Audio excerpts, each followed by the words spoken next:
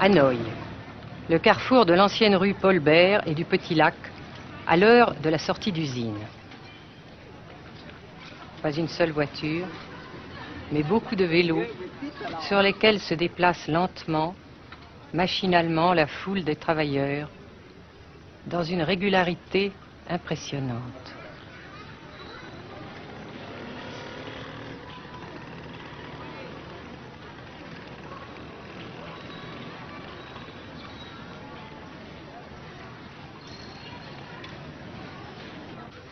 La sensation que ce pays est anormal ne nous a pas quittés au Nord-Vietnam.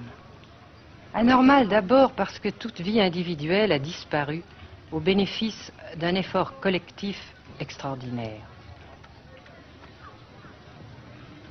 Dirigé d'une main de fer à l'intérieur d'un dispositif de sécurité draconien. Anormal ensuite parce que dans ce pays coupé en deux depuis 10 ans, un grand nombre de familles vivent le drame de la rupture qui alimente à sa façon la guerre du Sud. Est-ce que vous pensez, Monsieur le Président, qu'il y a une solution militaire à la guerre du Sud-Vietnam? Non. Parce que vous savez que le peuple Vietnam, c'est en un. Et le pays du Vietnam, c'est un. Les Américains ont fait une guerre d'agression, comme qui dit, c'est une guerre non déclarée. Et, comme vous savez aussi, vous avez pu lire dans la presse, n'est-ce pas, bien, mondiale, que plus la guerre prolonge, plus les Américains et leurs valets, n'est-ce pas, comment dire ça,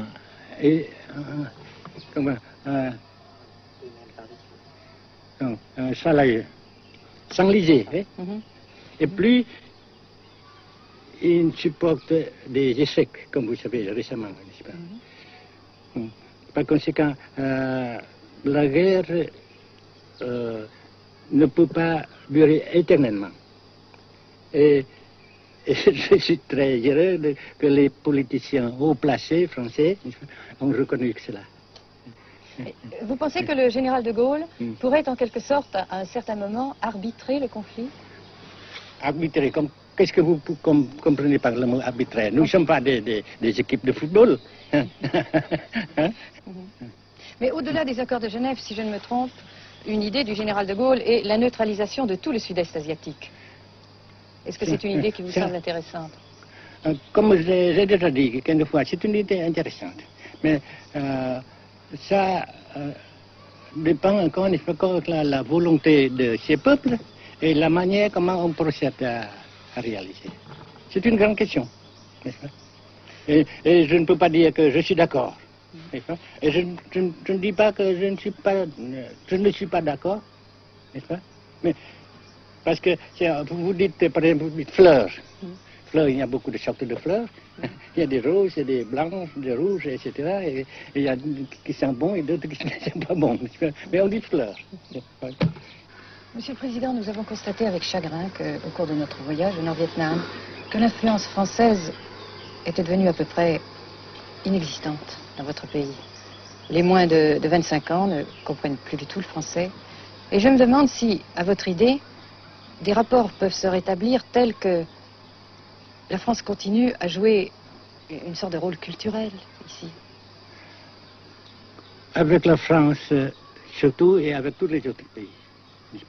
Nous voulons avoir une coopération amicale, culturelle, économique, etc.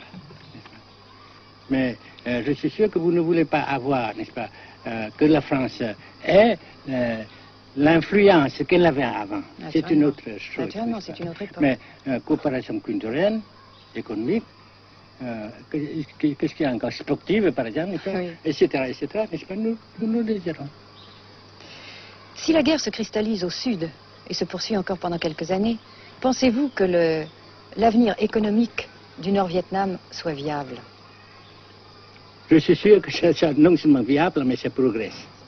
Parce que vous avez vu vous-même, vous avez constaté vous-même qu'ici, nous travaillons beaucoup, notre peuple travaille beaucoup, avec abnégation, n'est-ce pas, et avec dévouement, avec enthousiasme.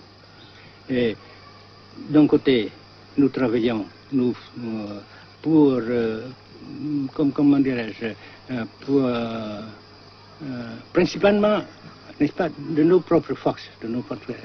Et aussi, nous avons, n'est-ce pas, l'aide fraternelle des pays socialistes, n'est-ce pas. Alors, nous, jusqu'ici et après cela, n'est-ce pas, nous avons déjà réalisé des progrès. Pas très comme nous voulons, mais nous avons réalisé des progrès. Et dans l'avenir, nous progressons de même. Mais vous mentionnez là l'aide des pays socialistes. Est-ce que cette aide ne s'est pas trouvée légèrement compromise à la suite du conflit idéologique entre la Russie et la Chine? Non, parce que ces questions, n'est-ce pas, différences idéologiques entre nos différents partis frères, c'est nos affaires intérieures. Ça passera. Et l'unité, ça se fera. Mais l'aide fraternelle continue et continuera. Et c'est très précieux pour nous. Bien sûr. Mais certains ont l'impression chez nous, Monsieur le Président, que le Nord-Vietnam se trouve actuellement assez isolé, asphyxié même, et que politiquement, il pourra difficilement éviter de devenir une sorte de satellite de la Chine. Qu'est-ce qu'on peut répondre à cela? Jamais.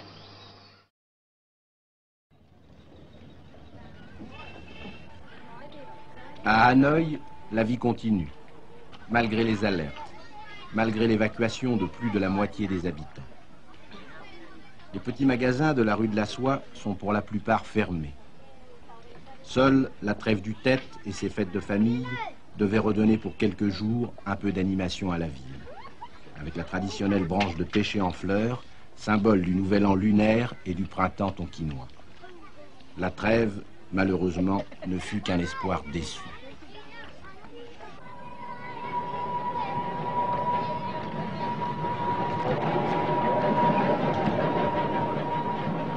Dans les rues, de grands panneaux de propagande donnent les informations de guerre, les statistiques officielles et quotidiennes des pertes américaines. Selon le gouvernement de la République démocratique du Vietnam, 1631 avions américains auraient été abattus au-dessus du Nord-Vietnam.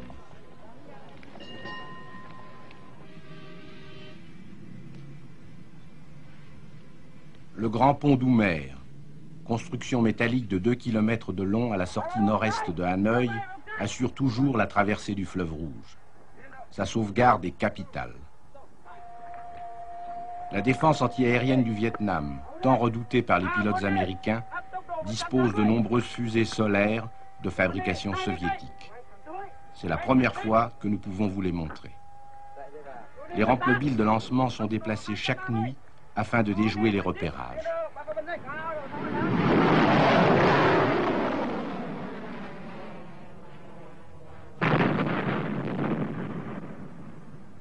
Selon les milieux officiels de Hanoï, 54 avions de l'US Air Force auraient été abattus en 1966 par la seule défense antiaérienne de la capitale.